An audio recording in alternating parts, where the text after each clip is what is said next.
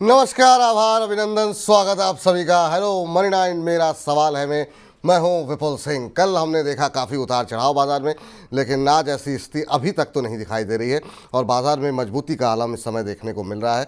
अगर बात करें निफ्टी की तो 91 अंकों की बढ़त के साथ कामकाज करते हुए 24,927 का लेवल देखने को मिल रहा है और आज इंट्राडे लेवल पे 24,961 ये स्तर भी देखने को मिले हैं। एडवांस डिक्लाइन रेशियो भी वो भी अभी तक बुल्स की पक्ष में ही दिखाई दे रहे हैं। 1626 शेयर ऐसे हैं जो कि बढ़त के साथ कामकाज कर रहे हैं और महज 942 शेयरों में गिरावट देखने को मिल रही है।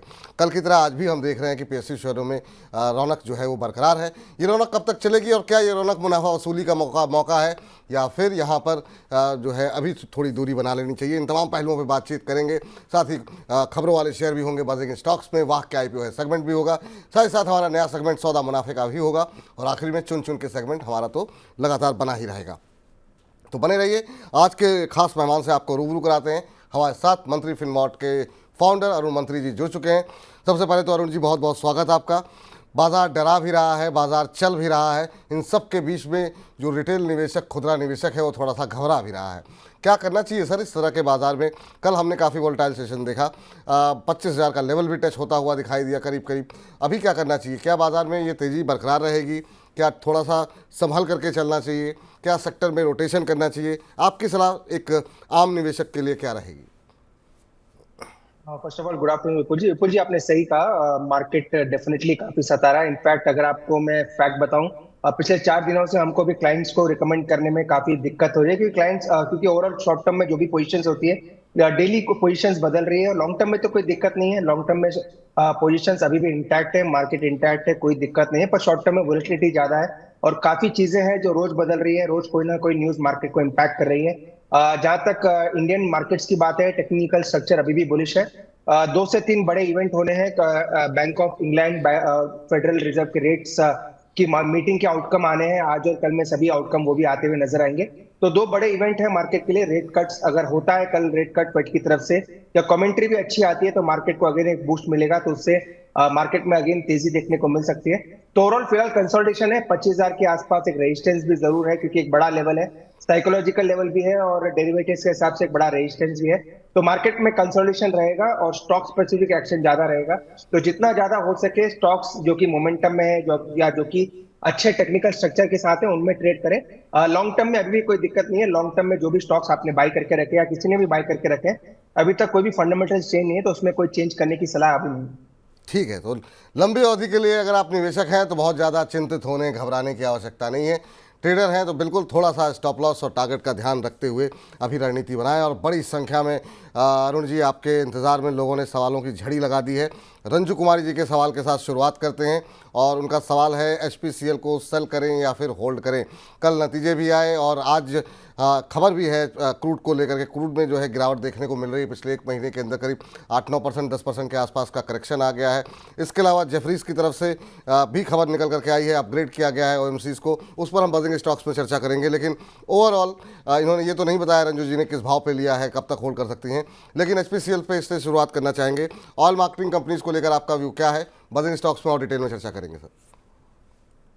देखिए विपुल जी, रिजल्ट्स में कोई दिक्कत नहीं है। रिजल्ट्स डेफिनेटली डिजास्टर नजर आ रहे हैं, पर वो रिजल्ट्स एज एक्सपेक्टेड थोड़े आप कह सकते हैं वीक साइड ही आए थे। पर जिस हिसाब से क्रूड 80 के नीचे, ब्रेंट क्रूड लगातार सस्टेन कर रहा है 3 दिन से 79-80 के बीच में, टेक्निकली वीकनेस भी दिखा रहा है। और अगर 1 महीना 15-20 दिन भी ऐसा अगर यहीं कहीं क्रूड रहता है तो काफी फायदा OMCs को देखने को मिलता है। तो मुझे लग रहा है OMCs में वो एक मोमेंटम ज्यादा है। और ऑयल GST आप कह सकते हैं, ऑयल को GST में लाने की बातें चल रही है मार्केट में। अगर वो भी होता है तो काफी काफी positive overall oil and gas companies के लिए रहना चाहिए। तो इसीलिए मोमेंटम काफी अच्छा है। HPCL में बने रहे। स्टॉप लॉस लगाएं, ट्रेलिंग स्टॉप लॉस 383 के आसपास, 383 का ट्रेलिंग स्टॉप लॉस लाके होल्ड करें। आज की कैंडल बड़ी ग्रीन कैंडल है और एक ब्रेकआउट का संकेत दे रहा है। ऊपर में 420-425 तक स्टॉक जा सकता है, तो कोई दिक्कत नहीं है। 483 के ट्रेलिंग स्टॉप लॉस होल्ड करके चल सकता है। चलिए, तो होल्ड करने की सलाह आपको फिलहाल यहाँ पर निकल करके आती हुई। केतकी शाह जी का सवाल ले लेते हैं। कह रही हैं कि thank you for bringing Arun sir today, तो आपकी प्रशंसक हैं। और केतकी जी जानना चाह रही हैं कि सर RVNL में 560 पे इन्होंने लिया हुआ है, 100 शेयर इन्होंने लिए हुए हैं, अभी क्या करें? RVNL पे कल भी एक 2-3 जगहों पे खबर निकल करके आई थी कि ये L1 बिडर निकल करके कंपनी सामने आई है, और आज भी 1.25% ऊपर 560 पे लिए हुए हैं और अच्छा मुनाफा इनको हो रहा है। 614 का भाव यहाँ पर देखने को मिल रहा है। सर रेलवे में क्या अब RVNL पे खास तौर से खबरें लगातार आ रही हैं, शेयर में बजट के बाद थोड़ा सा दबाव जरूर देखने को मिला था, लेकिन उसके बाद रिकवरी आ गई है अब, तो क्या एक बार के लिए इसे मुनाफा वसूली की तरह इस्तेमाल करें या फिर अभी होल्ड करना चाहिए? क्या सलाह रहेगी केतकी जी के लिए आपकी?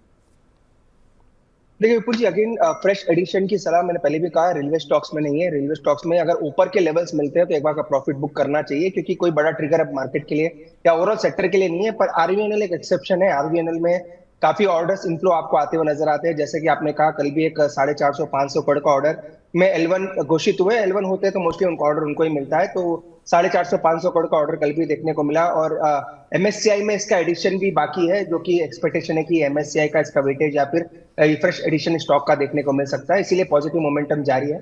550 की इनकी बाइंग है, तो 598, 600 के 1 या 2 रुपए नीचे अपना ट्रेलिंग स्टॉप लॉस लगाएं। मुझे लग रहा है स्टॉक बुलिश है, ऊपर में 650, 640 तक स्टॉक जा सकता है। अगेन क्लियरली वापस मैं रिपीट करता हूँ, रेलवे स्टॉक्स में मेरी कोई फ्रेश खरीदारी की अभी सलाह नहीं है। जो भी आपके पास है वो होल्ड करें, बाउंस जरूर आ सकता है।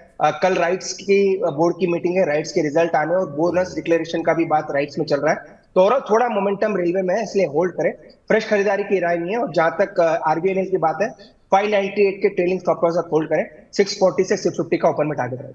चलिए, फ्रेश बाइंग की अभी खरीदारी की सलाह नहीं है, शेयर काफ़ी चल चुके हैं, अभी कोई बड़ा ट्रिगर नहीं दिखाई दे रहा है, लेकिन हाँ अगर आपके पास बने हैं तो स्टॉप लॉस के साथ आप यहाँ पर बने रहें, और जो मोमेंटम बना हुआ है उसमें अपने जो आपको मुनाफा हो रहा है उसको आप थोड़ा सा और मैक्सिमाइज कर सकते हैं, उसको उसमें थोड़ी सी और बढ़ोतरी कर सकते हैं। RVNL पे आपको 598 का स्टॉप लॉस दिया गया है। मेघा धोखाने जी का सवाल आया है, कह रही हैं गुड आफ्टरनून सर, मेरे पास GMR एयरपोर्ट के शेयर हैं 100 रुपये पर, इस पर कुछ बताएं। बिल्कुल मेघा जी, आपको बताते हैं। GMR एयरपोर्ट पे आपने कहा 100 रुपये पे लिए हुए, वही इसके लिए एक बड़ी दुविधा, एक बड़ी रुकावट जो है वो बनता हुआ दिखाई दे रहा है, और उसको पार करने में बड़ी बाधा यहाँ पर इस शेयर के अंदर हमने दिखाई दी है।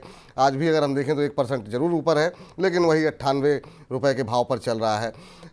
सर क्या करना चाहिए GMR एयरपोर्ट को लेकर के? बहुत दिनों से लोगों के प्रश्न आ रहे हैं, ये 100 का लेवल क्रॉस नहीं कर रहा है और एक दायरे के इसने अपना एक दायरा बना हुआ है जिसमें घूमता हुआ दिखाई दे रहा है, कब तक उम्मीद करें ये दायरा तोड़ेगा ये शेयर?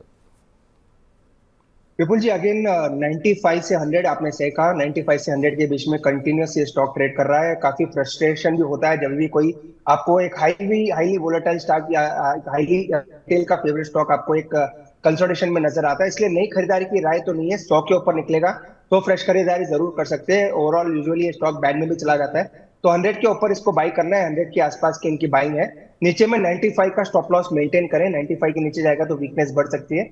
ओवरऑल स्ट्रक्चर मजबूत है, ओवरऑल बुलिश चार्ट बना हुआ है, और मुझे लग रहा है आने वाले 1 से 2 दिन में या एटलीस्ट 2 से 3 दिन में इसका ब्रेकआउट देखने को मिल सकता है। और 100 के ऊपर ये निकलेगा तो 104, 105 तक ही जा सकता है। तो 95 के स्टॉप लॉस आप होल्ड करें। 100 के ऊपर इसका टारगेट 105 के आसपास रहे। चलिए, 105 के आसपास है, 100 के ऊपर अगर निकलता है तो। इस बीच 7 मिनट हो चुके हैं इस कार्यक्रम का आगाज़ हुए, थोड़ा 1-2 मिनट आज हम लेट स्टार्ट हुए हैं, लेकिन 900 से ज़्यादा दर्शक हमारे साथ इस समय सिर्फ YouTube के माध्यम से हमारे साथ जुड़ चुके हैं।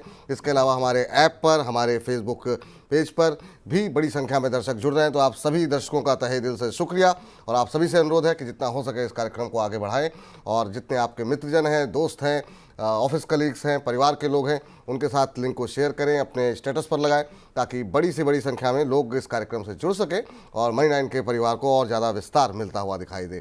और इस बीच अगला प्रश्न लेते हैं, झारखंड से संगीता खंडेलवाल जी ने भेजा है, कह रही हैं कि गुड आफ्टरनून सर, मेरा नाम संगीता है, मैं झारखंड बोकारो से बोल रही हूँ, और इनके पास NHPC के 1700 शेयर इन्होंने लिए हुए हैं 99 रुपीज़ के भाव पर। कह रहे हैं शेयर के बारे में बताइए, मुझे अभी बेचना है कि रुकना है? बड़ी संख्या में सर महिलाएं जो है अब घर पर जो है वो ट्रेडिंग कर रही हैं। तकनीक का बहुत बहुत शुक्रिया कि उन्हें आसानी से फ़ोन पर ही सब कुछ अवेलेबल है, और लोग सीखना चाह रही हैं और लोग लगा भी रहे हैं पैसे।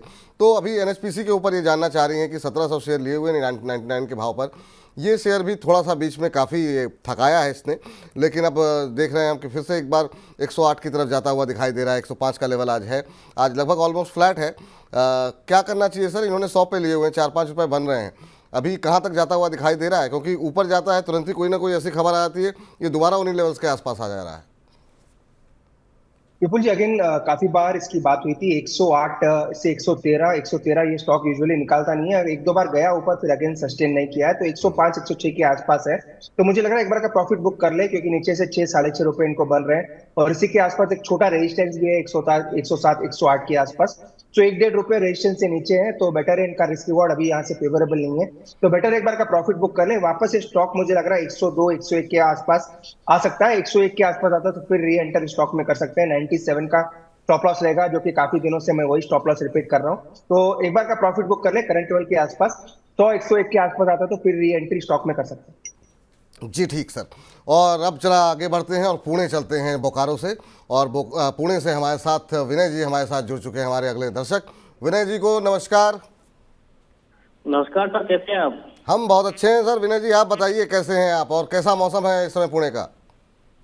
पुणे का मौसम अच्छा है, रेगुलर बरसात चल रही है इधर। चलिए बहुत बढ़िया सर। यहाँ बरसात नहीं है, बस खाली दिल्ली एनसीआर के अंदर उमस बहुत ज़्यादा हो रही है, और एक दिन बरसात होती है तो कई जगहों पे बहुत सारे हादसे हो जाते हैं। बताइए सर क्या सवाल है आपका? सर मेरे पास वीडियो के 7 शेयर है, 1609 से प्राइस है। 1609 1609 के भाव पर लिए हुए हैं। अच्छा, और क्या नज़रिया है सर आपका, कितने शेयर हैं? 7 शेयर है, मैं वो होल्ड कर सकता हूँ लॉन्ग ड्यूरेशन के लिए। लॉन्ग टर्म के लिए, चलिए ठीक है। और ये अच्छी बात है कि लंबी अवधि का नज़रिया आपका है, और ये तमाम वो क्षेत्र ऐसे हैं जिनमें कि हमने काफ़ी अच्छी रैली देखी, लेकिन अब थोड़ा सा डिफेंस को लेकर के लोगों का रुख अब बदल रहा है, क्योंकि एक तरफा रैली रही। आपके साथ चूक ये हुई कि आपने थोड़ा सा, जब पूरी मतलब इसकी पूरी रैली ख़त्म होने वाली थी, वहाँ जा कर के आपने इसको ख़रीदा है।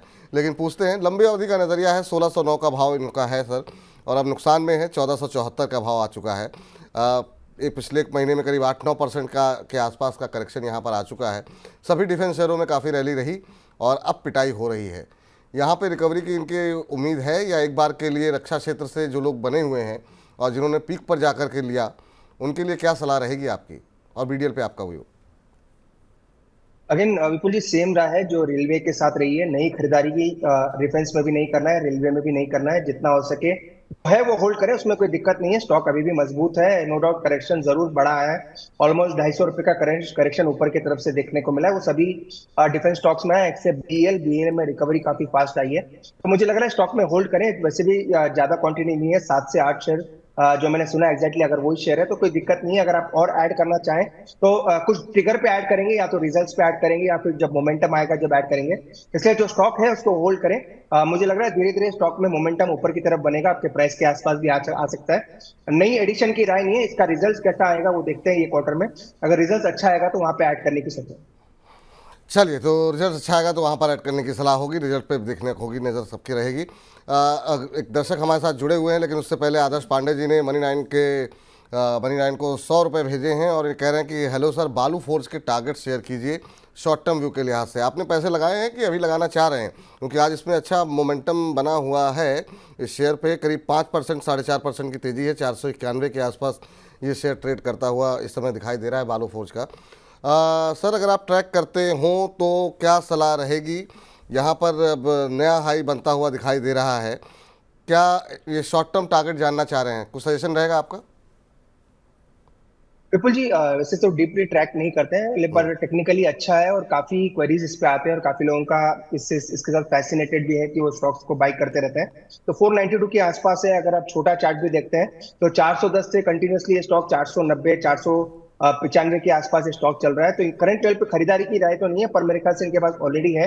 टारगेट 520 से 524 वहां तक ये जरूर जा सकता है, क्योंकि अभी भी ट्रेंड लाइन का ब्रेकआउट भी ऊपर ही देखने को मिल रहा है। तो 520 से 524 के इमीडिएट टारगेट रहेंगे। 480 के नीचे अपना ट्रेलिंग स्टॉप लॉस लगा ले, अगर आपने नीचे के आसपास बाई किया है। 480 का स्टॉप लॉस लगा के 520 525 उसके आसपास आता तो एक बार का प्रॉफिट बुक कर सकते हैं, क्योंकि 5-6 दिन से कंटिन्यूसली स्टॉक चल रहा है, तो एक प्रॉफिट बुकिंग जरूर ड्यू है। वो करेक्शन कब आएगा वो कहना मुश्किल है, पर 525 के आसपास एक रेजिस्टेंस स्टॉक में जरूर दिख रहा है।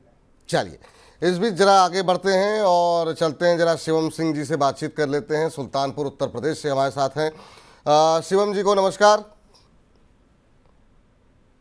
शिवम जी सुन पा रहे हैं? चलिए लगता है कि शिवम जी हमारे साथ संपर्क अपना उनका टूट गया है, और उनका प्रश्न जरा स्क्रीन पर लेकर के आते हैं और शिवम जी का प्रश्न का उत्तर जो है उसको ज़रूर डिस्कस कर लेते हैं। बैंक ऑफ बड़ौदा के शेयर हैं इनके पास, 100 शेयर हैं 280 के भाव पर।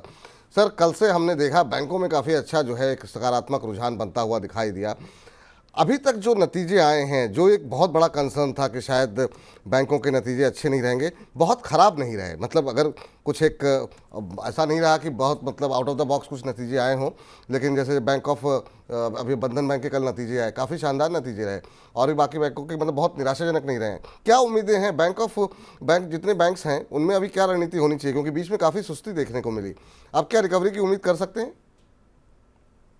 विपुल जी, स्पेसिफिकली पीएसयू बैंक्स के रिजल्ट्स काफी बम्पर देखने को मिले हैं, काफी अच्छे। स्पेसिफिकली बैंक ऑफ महाराष्ट्र देखें या फिर पीएनबी के रिजल्ट्स देखें, काफी अच्छे रिजल्ट्स आए थे। और कंटिन्यूसली मैंने रिकमेंड भी किया था कि IOB, bank of Maharashtra, even bank of Baroda और कैनरा बैंक, एसबीआई, ये 4 से 5 स्टॉक काफी बार रिकमेंड किए। नो डाउट वहां से स्टॉक थोड़े चले हैं, उतनी इतनी आउट परफॉर्मेंस देखने को नहीं मिली है, पर यहाँ से भी ये स्टॉक अच्छा कर सकते हैं। तो पीएसयू बैंक्स डेफिनेटली पोर्टफोलियो में रखें। छोटे में रखना है तो आईओबी या बैंक ऑफ महाराष्ट्र रखें। अगर थोड़े लार्ज कैप में जाते हैं, मिड कैप में जाते हैं, तो बैंक ऑफ बड़ौदा या एसबीआई, ये दोनों स्टॉक को बाय करके चल सकते हैं। मेरे ख्याल से इनके पास बैंक ऑफ बड़ौदा है, अपने बेस के आसपास है, 250-255 के आसपास चल रहा है, तो होल्ड करें। ये स्टॉक मुझे लग रहा है धीरे धीरे 270-80 तक ये स्टॉक इजीली आपको जाता हुआ नजर आएगा। इसके रिजल्ट्स आने बाकी है, तो रिजल्ट्स पे जरूर ध्यान रखें, पर टेक्निकली 270-280 तक मुझे लग रहा है स्टॉक जाना चाहिए। चलिए, तो एक जो है सलाह आपके लिए निकल करके आती हुई। इस बीच हमारे एक दर्शक हैं, इसी सेक्टर को लेकर के इनका भी सवाल है, क्योंकि बैंकों में कल से रौनक आने के बाद हमने देखा कि काफ़ी सारे सवाल आने लगे हैं। देवीलाल यमला जट के नाम से इन्होंने अपनी आईडी बनाई हुई है। कह रहे हैं हेलो विपुल जी। हेलो देवीलाल जी, कैसे हैं आप? कह रहे हैं साउथ इंडियन बैंक के 31 के भाव पर 1500 शेयर हैं, एक साल क्या नज़रिया है, एक साल तक क्या करूं? साउथ इंडियन बैंक एक और बैंक ऐसा है जो कि थोड़ा सा थकाया इसने। जब एक रैली आई इस पर, उसी समय राइट इशू के ऐलान की बात हुई, और उसके बाद से ये शेयर जो है 30 के नीचे ही सुस्ता रहा है। आपकी सलाह क्या रहेगी? इनके पास 1500 शेयर पड़े हुए हैं, क्या ये 30 के ऊपर जाता हुआ दिखाई दे रहा है? आपकी सलाह क्या होगी? विपुल जी, अगेन मेरे ख्याल से आज इसकी बोर्ड मीटिंग है, या तो फंड रेस करने के लिए, इक्विटी रेस करने के लिए कुछ बोर्ड मीटिंग है। एग्जैक्टली मेरे को न्यूज याद नहीं है, पर एक इवेंट आज जरूर स्टॉक में ड्यू है। और रेगुलरली जब भी ये क्वेश्चन आता है, मैंने हमेशा ये कहा है 25 रुपए का आपका स्टॉप लॉस में होना चाहिए। 25 का स्टॉप लॉस अभी तक हिट नहीं हुआ है, उसी का सेम लेवल अभी भी चल रहा है। तो जिनके पास भी है, शॉर्ट टर्म रखे या लॉन्ग टर्म रखे, या जो भी स्टॉप लॉस के साथ ट्रेड करते हैं, 25 रुपए का स्टॉप लॉस रखना है। अगर जरूर ये स्टॉप लॉस काफी दूर है, ऑलमोस्ट 8% का स्टॉप लॉस है, पर उसमें कुछ दूसरा ऑप्शन मेरे पास भी नहीं है, क्योंकि 25 रुपए का ही सपोर्ट है, तो उसी का स्टॉप लॉस देना पड़ेगा। टेक्निकली अभी भी साउंड है, पुलिश है, अभी भी ऊपर जाने के चांसेस काफी हैवी है, इसलिए होल्ड करें। 25 रुपए का स्टॉप लॉस लगाए। जिन्होंने भी शॉर्ट टू मीडियम टर्म के लिए बाई किए हैं, उनके लिए स्टॉप लॉस 25 रुपए का रहेगा। ऊपर में पहला टारगेट 29 के ऊपर जाएगा, और 31 के आसपास के टारगेट है जी। इस बीच 2-3 दिन पहले एक और अपडेट आई थी यहाँ पर कि कंपनी के एमडी और सीईओ ने एक इंटरव्यू दिया था, उसमें उन्होंने कहा था कि अब उनका फोकस जो है वो खाली केरला से बाहर निकलने का है, और इसको लेकर के वो काफ़ी ज़्यादा जो है कामकाज कर रहे हैं। तो ये राय फिलहाल साउथ इंडियन बैंक को लेकर के निकल करके आती हुई। और इस बीच चूँकि बैंक पे बात हो रही, तो श्रद्धा जी का भी सवाल ले लेते हैं। श्रद्धा जी कह रही हैं कि आईओबी सर मैंने लिए हुए हैं 60 रुपये 20 पैसे भी, आप जिक्र भी कर रहे थे अभी थोड़ी देर पहले, और 1000 शेयर इनके पास हैं। कह रहे हैं कि मुझे प्रॉफिट कब बुक करना चाहिए, कृपया मुझे बताएं। आईओबी पे भी हमने देखा काफ़ी अच्छी जो है मोमेंटम एक बनता हुआ दिखाई दिया है आईओबी के शेयर के अंदर। अभी क्या करना चाहिए सर? इंडियन ओवरसीज़ पे 68 रुपये के आसपास शेयर आ चुका है, इन्होंने 60 रुपये के आसपास लिए हुए हैं, 7-8 रुपये बन रहे हैं, तो क्या अभी होल्ड करें? विपुल जी, अगर शॉर्ट टर्म के लिए लिया है तो 72 से 74 के बीच में बुक कर दे, उसी के आसपास रेजिस्टेंस है। शॉर्ट टर्म प्योरली अगर आपका व्यू एकदम शॉर्ट टर्म के लिए 15 से 20 दिन के लिए है, तो 72 से 74 वो एक रेजिस्टेंस है, उसी के आसपास मुझे लग रहा है स्टॉक आना भी चाहिए, तो वहां पे एक बार प्रॉफिट बुक करें। नीचे में जो आपका ट्रेलिंग स्टॉप लॉस होना चाहिए वो 64 के आसपास लगा करके 10 डे और 20 डे मूविंग एवरेज उसी के आसपास है। तो जो जो भी शॉर्ट टर्म के लिए बाई करते हैं उनके लिए हम स्टॉप लॉस हमेशा 20 डे मूविंग एवरेज का ही देते हैं, क्योंकि वो ब्रीच होना इतना इजी नहीं होता है। तो 64 का स्टॉप लॉस मेंटेन करें। लॉन्ग टर्म अगर नजरिया है, कोई दिक्कत नहीं है, 1 साल के लिए होल्ड कर सकते हैं, तो कोई प्रॉब्लम नहीं है, अभी भी होल्ड करें। कोई बड़े टारगेट स्टॉक में देखने को मिल सकते हैं। ओवरऑल टेक्निकली बुलिश है, पर शॉर्ट टर्म के लिए लिया है तो 72 से 74 के आसपास बुक कर दे और नीचे में एक 64 के आसपास का स्टॉप लॉस जरूर मेंटेन करें। जी, इस बीच 1000 से ज़्यादा दर्शक हमारे साथ सिर्फ यूट्यूब के माध्यम से जुड़े हुए हैं। इसके अलावा हमारे फेसबुक और हमारे ऐप पर भी लगातार दर्शक जो है लाइव जुड़ रहे हैं। तो आप सभी का तहे दिल से शुक्रिया। ऐसे ही कार्यक्रम को और आगे बढ़ाते रहिए और मनी 9 के इस परिवार को और ज़्यादा विस्तार देते रहिए। और इस बीच हमारे एक दर्शक है जो कि बैंक पे ही बात हो रही है, तो फोकस थोड़ा सा उधर रखते हुए स्मॉल फाइनेंस बैंक पे एक सवाल आपसे करना चाहेंगे। आज हमने बीच बाजार में भी इस पर बातचीत की थी। स्मॉल फाइनेंस बैंक में जितना क्रेज था, जिस तरीके से आईपीओज आ रहे थे या लोग बुलिश थे, वैसी स्थिति देखने को नहीं मिली और ज़्यादातर शेयरों ने थोड़ा निराश किया है। इसी पे एक सवाल भी आया है रेनी रेसिपी जी का, कह रहे हैं गुड आफ्टरनून विपुल सर जी की हंसी और अरुण सर का एनालिसिस से अच्छा और कुछ भी नहीं लगता है। मैम बहुत बहुत शुक्रिया, बहुत बहुत धन्यवाद आपका। कह रही है रोज़ रोज़ मनी 9 हमारा सबसे अच्छा दोस्त बन करके प्रोग्राम लाते हैं और इनका सवाल जो है वो जीवन स्मॉल फाइनेंस बैंक को लेकर के है। इस पर व्यू जानना चाह रही हैं। अब इन्होंने किस रेट पर लिया है और कितने शेयर हैं ये तो इन्होंने नहीं बताया, लेकिन हाँ, एक रैली के बाद से बहुत लंबे समय से ये लोगों की जिनके पोर्टफोलियो में हैं थोड़ा सा परेशान कर रहे हैं। स्मॉल फाइनेंस बैंक को लेकर के आपका क्या व्यू अभी निकल करके आ रहा है सर? अरे विपुल जी, पहले भी मैंने काफी बार कहा, स्मॉल फाइनेंस बैंक पे मेरा रुझान इतना पॉजिटिव कभी नहीं रहा है, क्योंकि ऐसा नहीं कि स्टॉक कंपनीज खराब है, पर इन्वेस्टमेंट पर्सपेक्टिव से छोटे पीएसयू बैंक्स या फिर छोटे प्राइवेट बैंक्स काफी अट्रैक्टिव है। क्योंकि अगर ग्रोथ आनी है तो प्राइवेट बैंक्स या फ्रंटलाइन प्राइवेट बैंक्स में पहले आएगी, देन स्मॉल फाइनेंस बैंक में आपको अगेन रुझान देखने को मिलेगा। नो डाउट काफी अच्छे रिटर्न स्मॉल फाइनेंस बैंक ने दिए हैं, पर अब इस लेवल के आसपास अच्छे रिटर्न्स बनना काफी मुश्किल है और रिजल्ट्स के ऊपर काफी डिपेंड रहेगा। तो इसलिए स्मॉल फाइनेंस बैंक यूजुअली मैं रिकमेंड करता भी नहीं हूँ, तो बेटर है आप पीएसयू बैंक्स में रह जाए, क्योंकि मार्केट कैप के हिसाब से वो कंपनीज भी काफी अच्छा कर सकती है। और जहां तक उज्जीवन स्मॉल फाइनेंस की बात है, इसमें भी एक साइडवेज रुझान नजर आ रहा है। नीचे में 42 के आसपास सपोर्ट है, 42 के नीचे जाएगा तो वीकनेस काफी बढ़ सकती है। तो एक ही चीज का ध्यान रखें, अगर आपने ले रखा है या ऊपर का लेवल के भी बाई है, 42 का फाइनल स्टॉप लॉस जरूर मेंटेन करें। 42 के नीचे जाएगा तो मल्टी मंथ सपोर्ट स्टॉक के ब्रीच हो सकते हैं। तो 42 का स्टॉप लॉस मेंटेन करें। पहला टारगेट 48 से 50 के आसपास रहेगा। 50 के आसपास आता है तो एक बार रिव्यू करेंगे, पर नई खरीदारी की राय अभी किसी भी स्मॉल फाइनेंस बैंक में नहीं है। चलिए, तो स्मॉल फाइनेंस बैंक में अभी फिलहाल राय बहुत उम्दा जैसी नहीं निकल करके आ रही है। और मोनू जी हमारे साथ जुड़ चुके हैं, मोनू जी से बातचीत कर लेते हैं। मोनू जी को नमस्कार। नमस्कार सर, नमस्कार। कैसे हैं मोनू जी, कहाँ से बोल रहे हैं? टीकमगढ़ एमपी से बात कर रहे हैं सर। बढ़िया, आप कैसे हैं सर? सर बस आपसे बात हो गई और उससे अच्छा बढ़िया क्या होगा। बहुत अच्छे हैं सर। बताइए सर, क्या करते हैं और क्या प्रश्न पूछना चाह रहे हैं? सर ट्राइडेंट को लेके सवाल था सर अपना, Trident and Vaibhav global. Trident पे भी बात कर लेते हैं। ट्राइडेंट कितने शेयर ले रखे हैं आपने? 2000 की क्वांटिटी है सर। किस रेट? 2000 लिए हुए, किस भाव पे? 42 रुपए के भाव से है सर। 42 रुपए के भाव पे। और कितने समय तक होल्ड कर सकते हैं? जी 1-2 महीने के लिए कर सकते हैं सर। 1-2 महीने के लिए कर सकते हैं। हालांकि कंपनी के भी हाल ही में नतीजे भी आए थे और कंपनी का मुनाफा 19% के आसपास घटा था, लेकिन आज एक अच्छा मोमेंटम शेयर के अंदर बना हुआ है। 42 की आपकी खरीद है, 40 का भाव आज आ गया है और 40 रुपये 50 पैसे का भाव, 6% ऊपर ये शेयर इस समय ट्रेड करता हुआ दिखाई दे रहा है। तो 1-2 रुपये के नुकसान में आप यहाँ पर हैं। और इसी के साथ ही कुछ एक और दर्शकों के सवाल भी यहाँ पर ट्राइडेंट पर निकल करके आए हैं, जिसमें कि हमारी एक दर्शक हैं शशि मिश्रा जी, और इनने तो और ऊपर खरीदा हुआ है, 51 रुपये 80 पैसे के भाव पर लिया हुआ है। कह रहे हैं कि लॉस में हूँ, क्या करना चाहिए? 2-3 महीने ही होल्ड कर सकती हूँ। शशि जी को लॉस थोड़ा ज़्यादा हो रहा है सर, और इनको तो 1-2 रुपये का नुकसान है और अभी मोमेंटम में है। क्या सलाह रहेगी आपकी? इन दोनों तो हमारे जो दर्शक हैं, एक उन्होंने काफ़ी ऊपर ले रखा है, इनके ब्रेक इवन के इर्द गिर्द ही है। देखिए अगेन विपुल जी, यहाँ से आज एक ब्रेकआउट जरूर देखने को मिला है और ऑलमोस्ट 4 हफ्ते के हाईएस्ट वॉल्यूम्स आज देखने को मिला है। तो अपसाइड मुझे लग रहा है थोड़ा स्टॉक में बन सकता है और 42 के ऊपर इसका बड़ा ब्रेकआउट भी है। तो 42 तो मुझे लग रहा है इजीली स्टॉक अचीव कर पाएगा, जो इनका बाइंग प्राइस है। तो होल्ड करें, स्टॉप लॉस 37 के आसपास लगा के रखें। ऊपर में 46 के आसपास तक मुझे लग रहा है एक बार स्टॉक जाना चाहिए। वैसे तो फंडामेंटली कोई ट्रैकिंग नहीं है, पर टेक्निकली एक ब्रेकआउट जरूर देखने को मिला है। 46 तक ये स्टॉक जा सकता है, 46 के आसपास आता है तो वहां पे प्रॉफिट बुक करके निकल सकते हैं। चलिए, ये राय आप लोगों के लिए निकल करके आती हुई। इस बीच हमारे एक दर्शक हैं मयंक राव जी ने, उन्होंने 100 रुपये मनी9 को भेजे हैं, तो बहुत बहुत धन्यवाद आपका। लेकिन आपका सवाल सर मुझे दिखा नहीं जो आपने भेजा है, लेकिन राजा के नाम से इन्होंने अपनी आईडी बनाई हुई है, इन्होंने भी 100 रुपये मनी9 को भेजे हैं और कह रहे हैं कि अदानी पोर्ट के बारे में बताइए। इनके पास 7 शेयर हैं 1488 रुपये 40 पैसे के भाव पर, और लंबी अवधि का इनका व्यू है, और इस पर ये जानना चाहते हैं कि अभी मुझे क्या करना चाहिए। तो अदानी पोर्ट, हालांकि जब भी हमने अदानी समूह पर डिस्कशन किया है तो अदानी पोर्ट पर जो है काफ़ी पॉजिटिव व्यू रहा है अरुण जी का, और पूरे समूह पर जब हम लोग विस्तार पूर्वक चर्चा करते थे तब की बात बता रहे हैं कि अभी भी काफ़ी अच्छी रैली आ चुकी है। क्या अभी भी आपको यह शेयर अच्छा लग रहा है सर? और इन्होंने जो खरीद है उस पे, उस खरीद के भाव से, चूँकि ये प्रॉफिट में है, अभी 1488 पे लिया हुआ है, 1500 के ऊपर शेयर ट्रेड कर रहा है, कहाँ पे इन्हें एग्जिट करना चाहिए सर? देखिए विपुल जी, वैसे अगर बुलिश, अगर आपका व्यू 1 से 1.5 साल तक का है तो अभी भी मेरी राय इस पे बुलिश है, क्योंकि अगर यहाँ से इंफ्रास्ट्रक्चर अच्छा करेगा, ओवरऑल इकोनॉमी अच्छा करेगी, तो पोर्ट्स इंफ्रास्ट्रक्चर के स्टॉक्स अच्छा करेंगे। अडानी पोर्ट, जेएसडब्ल्यू इंफ्रा और 1 या 2 स्टॉक और छोड़ दे तो कोई बड़ी कंपनी इस फील्ड में नहीं है।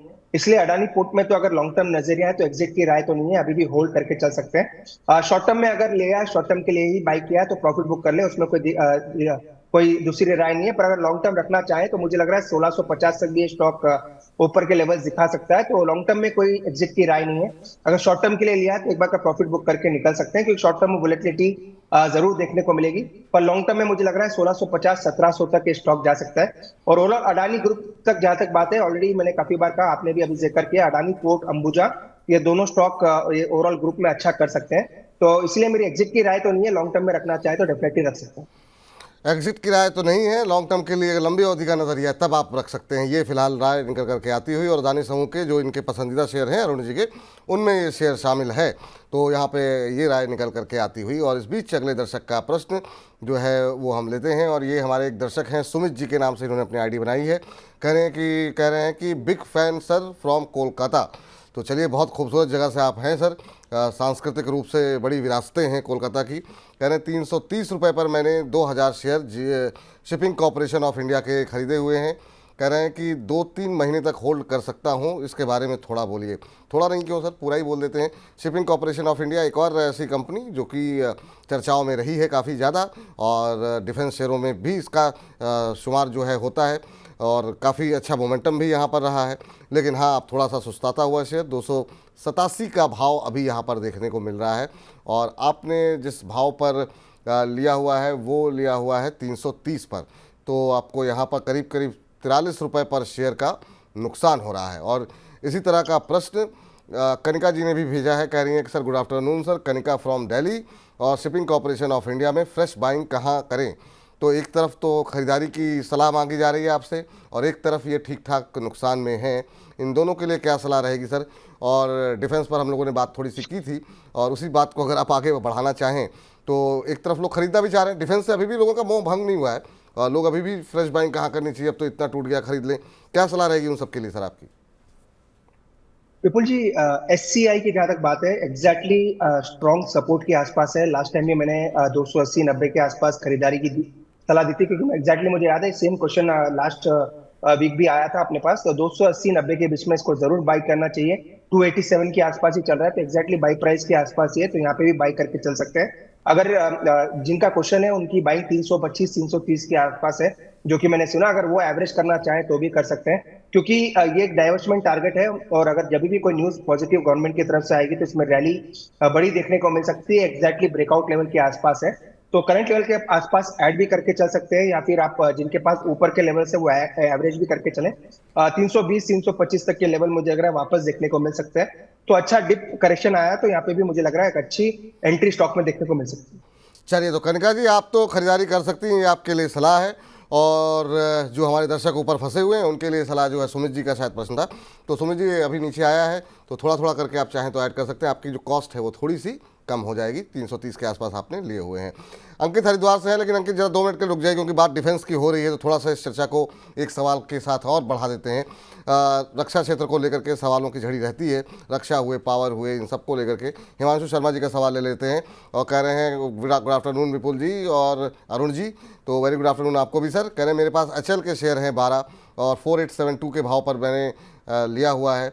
डेली वॉलेटिलिटी से काफ़ी परेशान हूँ, क्या करूँ, होल्ड करूँ या सेल कर दूँ। 6 महीने का नज़रिया है। Thank you. आपको भी धन्यवाद सर प्रश्न भेजने के लिए। परेशान मत होइए, जब थोड़ा सा अगर आपने ऊपर लिया है तो धीरज रखिए।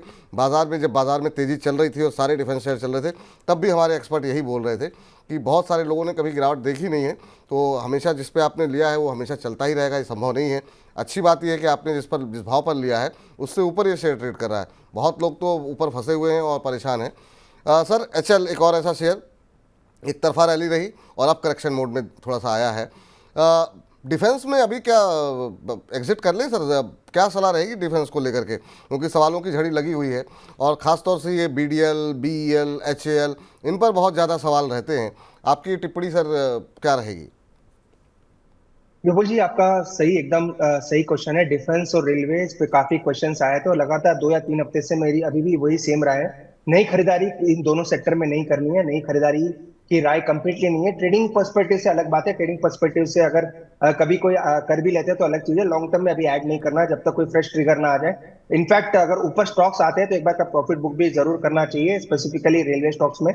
डिफेंस में कोई दिक्कत नहीं है, अभी भी डिफेंस की थीम आगे भी चलती रहेगी। डिफेंस पे भी अगेन सेम राय है, नई खरीदारी ना करें। इनकी बाइंग अच्छे लेवल के आसपास है।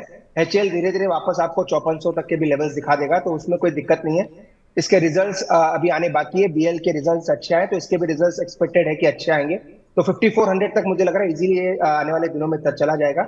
इसलिए नई खरीदारी ना करें, क्योंकि अभी ये सेक्टर में कोई बड़ा ट्रिगर नहीं है। जो है उसको होल्ड करके चल सकते हैं। थोड़ी बहुत फ्रस्ट्रेशन जरूर रहेगी, क्योंकि पोर्टफोलियो में जो जिस हिसाब से रिजल्ट्स, जिस हिसाब से रिटर्न्स इन सभी स्टॉक ने दिए, वैसे रिटर्न्स अब देखने को नहीं मिलेंगे। पर पोर्टफोलियो से एग्जिट करने का ऐसा कोई ट्रिगर अभी नहीं है। अभी भी ये स्टॉक्स पॉजिटिव है।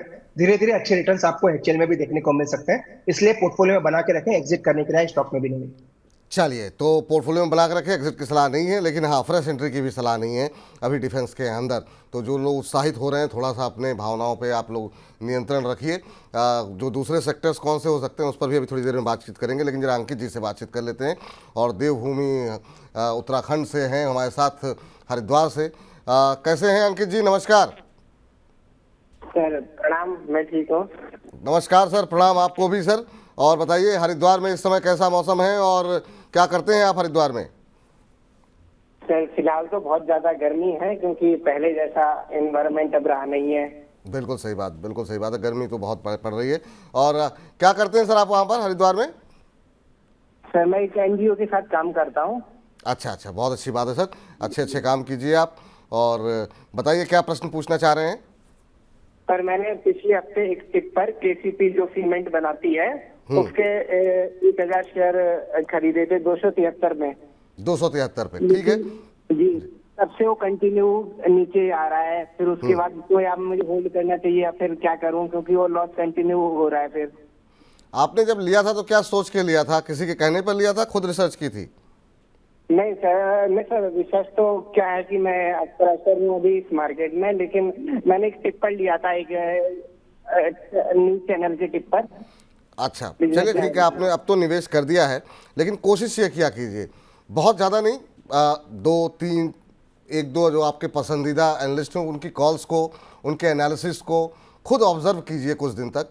और हो भी सकता है कि आपको वहाँ पर भी लॉस हो जाए, बाजार है, बाजार ऊपर नीचे जाएगा, लेकिन अगर आपको एक जगह नुकसान हो रहा है तो वो दूसरी जगह आपको एक ऐसी बेटर अपॉर्चुनिटी बताएंगे कि आप उस नुकसान को कंपनसेट कर सकें और आगे आपको अच्छा मुनाफा हो। लेकिन जब आप एक साथ कोई भी व्हाट्सएप, कोई भी ग्रुप, कोई भी एनालिस्ट को अगर फॉलो करेंगे तो उसमें आपके नुकसान होने की ज़्यादा संभावनाएं रहती हैं।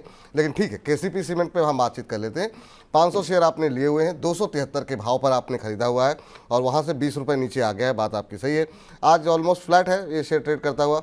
सीमेंट शेयरों पे हालांकि जो छोटी कंपनियां काफ़ी अच्छी चली, कारण ये रहा कि बहुत सारी छोटी कंपनियों के एक्विजिशन होने लगे, तो ऐसा लगा कि जितनी छोटी कंपनियां हैं जो है उनमें जो है एक्विजिशन या कोई बड़ी खबर आ सकती है, उसके चलते एक मोमेंटम बना था। लेकिन किस टाइम पे आपने लिया वो काफ़ी महत्वपूर्ण है। पूछते हैं यहाँ पर क्या करना चाहिए। अरुण सर, आपकी राय जानना चाहेंगे, इनके लिए क्या सलाह रहेगी KCP सीमेंट को लेकर के? अगेन विपुल जी, स्टॉक तो काफी अच्छा चुना है और अगर आंध्रा तेलंगाना में डेवलपमेंट होता है साउथ में, तो KCP one of the beneficiary रहेगा, क्योंकि इनका मेजर बिजनेस साउथ से आता है। सेकेंडली, इसके रिजल्ट्स 1 अगस्त को आने हैं। 1 अगस्त को इसके रिजल्ट है, जो कि परसों इसके रिजल्ट्स आएंगे, तो उस पर जरूर ध्यान रखें कि रिजल्ट्स कैसे आएंगे। रिजल्ट्स एक्सपेक्टेड अच्छे हैं। तो ओवरऑल रिजल्ट्स अच्छे आने चाहिए। 5247 का स्टॉप लॉस जरूर मेंटेन करें। यूजुअली ऐसे स्टॉक्स में स्टॉप लॉस में देता नहीं है, पर चूंकि रिजल्ट है इसलिए 247 का क्लोजिंग बेसिस पर स्टॉप लॉस जरूर मेंटेन करें। टेक्निकली पॉजिटिव है।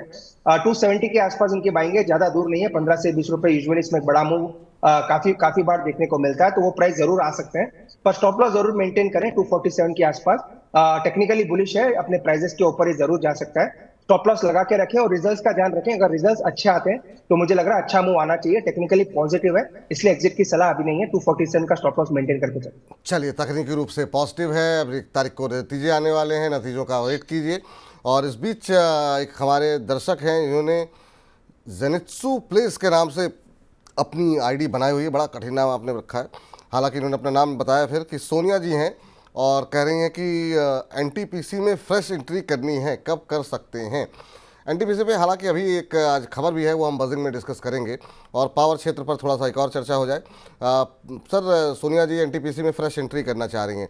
फ्रेश एंट्री के लिए अभी आपको पावर में कौन से शेयर अच्छे लग रहे हैं? क्योंकि उसमें बहुत सारे सवाल आते हैं। इसमें SJVN है, उसमें हम देखते हैं किरीडा को भी लोग पूछते रहते हैं। इसके अलावा अगर हम देखें पावर ग्रिड है। आपकी सलाह क्या रहेगी पावर को लेकर के? नया खरीदारी करनी हो तो करनी चाहिए, तो कहाँ करनी चाहिए? विपुल जी, आपको याद होगा मैंने कुछ दिन पहले कहा था कि प्राइवेट पावर कंपनीज अच्छा करेंगे। प्राइवेट में टाटा पावर मैंने कहा हर गिरावट पे बाई करनी चाहिए। 410 415 तक वो स्टॉक आ गया था, वापस 445 के आसपास है। तो पहले तो टाटा पावर को जरूर रडार पे रखें। सेकंड, हम काफी बार डिस्कस करते हैं NHPC के बारे में, तो लॉन्ग टर्म में वो स्टॉक भी अच्छा है। अभी कंसोलिडेशन में जरूर है, पर NHPC भी एक आप कह सकते हैं एक लॉन्ग टर्म में अच्छा स्टॉक है। इरिडा पे काफी बार बातचीत हो चुकी है, तो इरिडा में कोई बड़ा करेक्शन आता है तो वहां पे भी एक्यूमुलेट किया जा सकता है। एक पावर कंपनी मैंने आप रिन्यूएबल कह सकते हैं, वो भी आगे आज एक चुन चुन के सेगमेंट में दी है, तो उस पर भी जरूर ध्यान रखें। वो भी एक स्टॉक आप चुन के चल सकते हैं। तो टाटा पावर, NHPC और जो चुन चुन के वाला स्टॉक है उस पर नजर रखें। ये तीनों स्टॉक्स मुझे लग रहा है अच्छा कर सकते हैं। टाटा पावर, NHPC और चुन चुन के का इंतज़ार आप कीजिए। और वहाँ पर जो है, अगर पावर में अगर आप इंटरेस्टेड हैं तो वहाँ पर आप निवेश कर सकते हैं। अभी हम लोग सीमेंट पे बात कर रहे थे। सीमेंट पे व्यू क्या है सर आपका? अभी एक दर्शक का सवाल था, हालांकि वो सवाल मेरी निगाहों से हट गया, उनका नाम हट गया, लेकिन उनका सवाल डालमिया सीमेंट को लेकर के था कि सर मैंने ले रखे किस भाव पे है। वो सवाल बहुत तेज़ी से फ्लो रहता है कि निकल जाते हैं।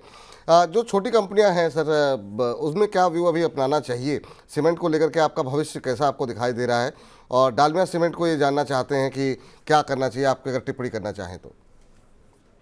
विपुल ji, again south based cement company सबके रेडार है, क्योंकि सब लोग साउथ में एक्सपेंशन करना चाहते हैं। UltraTech cement already India cement को ले चुकी है, और आपने पहले भी सुना होगा अंबुजा सीमेंट सांगी इंडस्ट्रीज जो कि हैदराबाद या कह सकते हैं तेलंगाना बेस्ड कंपनी उसको एक्वायर कर चुकी है। तो ऐसे और न्यूज फ्लो आपको आते हुए जरूर नजर आएंगे। तो साउथ बेस्ड सीमेंट कंपनीज अच्छा करेगी। सागर सीमेंट मुझे लग रहा है अच्छा करना चाहिए। डालमिया सीमेंट एग्जैक्टली मुझे पता नहीं उसका बिजनेस क्या है, तो टेक्निकली वो भी काफी अच्छा है, पर अगर एक सीमेंट कंपनी को पिक करना है तो मुझे लग रहा है सागर सीमेंट एक अच्छा स्टॉक है और अच्छे लेवल के आसपास भी मिल रहा है। तो अगर कोई सीमेंट पे बेट करना चाहता है तो सीमेंट सेक्टर मुझे लग रहा है आने वाले दिनों में अच्छा करेगा। और बड़ी जो ओवरऑल इंडस्ट्री है ये आपको कंसोलिडेट होती हुई नजर आएगी। छोटी मोटी कंपनी जैसे कि एग्रेशन ऑलरेडी अल्ट्राटेक ने दिखाया एक्विजिशन का, हो सकता है अडानी और दूसरे समूह भी आपको एक्विजिशन टारगेट छोटी कंपनीज को करते हुए नजर आए। अगेन वो कब होगा वो कहना मुश्किल है, पर बड़े कंपनीज आपको एक्विजिशन जरूर करते हुए नजर आएंगे। इसलिए सागर सीमेंट जैसी कंपनी पे नजर रखें, वो एक कंपनी काफी अच्छा कर सकती है। श्री दिग्विजय सीमेंट भी मुझे लग रहा है वो भी फंडामेंटली काफी अच्छी कंपनी है। एक्विजिशन टारगेट की तरह से मैं नहीं बता रहा हूँ, एटलीस्ट कंपनी के फंडामेंटल्स काफी अच्छे हैं। तो श्री दिग्विजय सीमेंट या सागर सीमेंट दोनों में से भी कौन सा भी पिक करके आप चल सकते हैं। सीमेंट, पावर, डिफेंस, इन तमाम सेक्टर पे हमने काफ़ी डिटेल में चर्चा की है।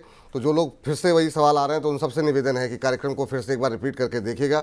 ये जो तमाम ट्रेंडिंग जो स्टोरीज रहती हैं, बैंक, इवन बैंकों पे भी काफ़ी डिटेल में चर्चा हुई है कि पसंदीदा बैंकों में अगर एंट्री लेनी हो तो कौन से हो सकते हैं, किससे दूर रहने की सलाह है। तो आप लोग पूरी जो है, आप लोग बार बार जो सवाल भेजते हैं, हो सकता है आपने लीड ज्वाइन किया हो, तो शाम को 8 बजे पूरा मनी मास्टर जाता है अपलोड होकर के, उस पर आप जो है देख सकते हैं, या फिर कार्यक्रम खत्म होने के बाद पीछे रिवर्स जाइए, फिर से सुनिए और सारे लेवल्स आप नोट कर सकते हैं। चलिए, अगले दर्शक हमारे साथ फ़ोन लाइन पे जुड़ चुके हैं, लखनऊ से हमारे साथ हैं सुशांत जी हमारे साथ मौजूद है। सुशांत जी को नमस्कार। नमस्कार सर विपुल जी, आपका मैं बहुत बड़ा फैन हूँ सर। अरे सर, थैंक यू सर। आपकी बात करने का तरीका मुझे बहुत बड़ा अच्छा लगता है। आपकी हिंदी में कमांड बहुत अच्छी है सर। अरे सर, शुक्रिया शुक्रिया। अब लखनऊ वालों से बात करनी है तो ज़बान तो साफ रखनी होगी सर। तो मतलब क्योंकि लखनऊ वाले लोग भी ज़बान काफ़ी साफ, उनकी ज़बान की काफ़ी चर्चा है पूरे देश भर में। और बताइए क्या करते हैं सर आप, सुशांत आप? सर मैं प्रॉपर्टी में काम करता हूँ। प्रॉपर्टी में काम करते हैं, बहुत अच्छी बात है sir. Property dealer. Property dealer है, चलिए ठीक है। तो लखनऊ जब आना होगा, कोई प्रॉपर्टी देखनी होगी तो आपसे संपर्क किया जाए मतलब? बिल्कुल सर। चलिए ठीक है, अक्सर आना होता है लखनऊ में, तो आपकी आएंगे तो आपसे मुलाकात करेंगे। बताइए सर, सवाल क्या है? सर मेरा सवाल ये है कि वरुण बेवरेज के ऊपर पूछना था मुझे। जी। मैंने लिया था 2 साल पहले भी लिया था 500 रुपए पे, लेकिन कम क्वांटिटी ली थी। लेकिन अब रिसेंटली अभी बाय किया है 1450 के लगभग, और शेयर है कम से कम 60 के आसपास। तो मुझे पूछना था ये 1 साल तक क्या इसका सीन रहेगा कि 1 साल तक क्या एक्सपेक्टेशन हो सकती है? अच्छा, 1450 पे लिया है, आपकी खरीद से तो काफ़ी ऊपर है, लेकिन हाँ आज पिटाई हुई है अच्छी खासी इसकी। 6-6.5% नीचे है, 1576 का भाव आ गया है यहाँ पर वरुण बेवरेजेस में। 1 साल तक आप होल्ड कर सकते हैं, आप कह रहे हैं। और यहाँ पर जो है नतीजे एक तो अच्छे नहीं आए हैं, दूसरा कंपनी ने जो है स्टॉक स्प्लिट भी अनाउंस किया है और डिविडेंड भी अनाउंस किया है।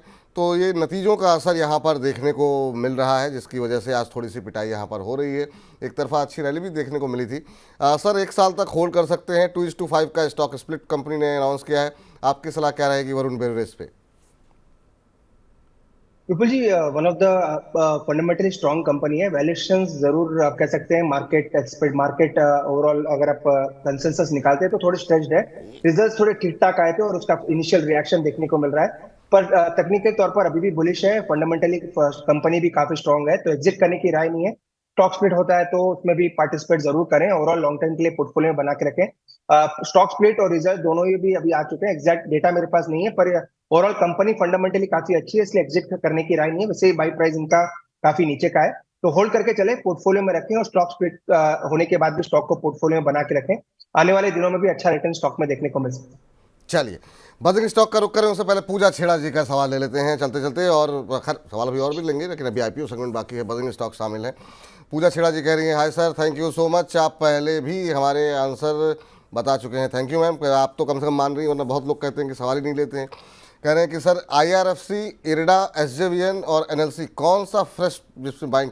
आपने तो पूरा गागर में सागर भर दिया है पूजा जी, क्योंकि ये सभी वो शेयर हैं जिस पर कि हमारे पास मतलब कतारें लगी रहती हैं, और इसको हम पिछले 1 महीने से, मुझे लग रहा है कि 2 महीने हो गए होंगे, नियमित रूप से डिस्कस कर रहे हैं। सर अगर फ्रेश एंट्री करनी हो तो क्या इनमें से कोई है? क्योंकि रेलवे में आप फ्रेश एंट्री बना कर चुके हैं, जिसमें कि IRFC का जिक्र इन्होंने किया है। इरडा में क्या करना चाहिए, SJVN और NLC, ये 4 शेयर इन्होंने आइडेंटिफाई किए हैं। कह रहे हैं इनमें से फ्रेश एंट्री कहाँ अभी ले सकते हैं? देखिए विपुल जी, अगर इन सभी स्टॉक्स की बात करें तो NLC इंडिया में ले सकते हैं। NLC इंडिया 295 के आसपास चल रहा है, पहले भी स्टॉक को मैंने नीचे में रिकमेंड किया था, अभी भी ब्रेकआउट के आसपास है। एक चीज का जरूर ध्यान रखें, अगर आप एंट्री कर रहे हैं तो स्टॉप लॉस जरूर लगाएं, स्टॉप लॉस नहीं लगाएंगे तो मुश्किल काफी हो सकती है। 286 का स्टॉप लॉस ला के बाई करें, 318 से 323 ये ऊपर में टारगेट रहेंगे। ब्रेकआउट के आसपास है, इसलिए टारगेट अचीव होने के चांस भी काफी ज्यादा है। तो 295 के आसपास NLC इंडिया ट्रेड कर रहा है, इसको बाई करें। 287 का स्टॉप लॉस लगाएं और 318, 323 ये 2 ऊपर में टारगेट रहेंगे। एक ही चीज का ध्यान रखें, मार्केट काफी वोलेटाइल है, इसलिए बिना स्टॉप लॉस के ट्रेड ना करें। स्टॉप लॉस लगा के बाय करना चाहें तो इसको करके चल सकते हैं।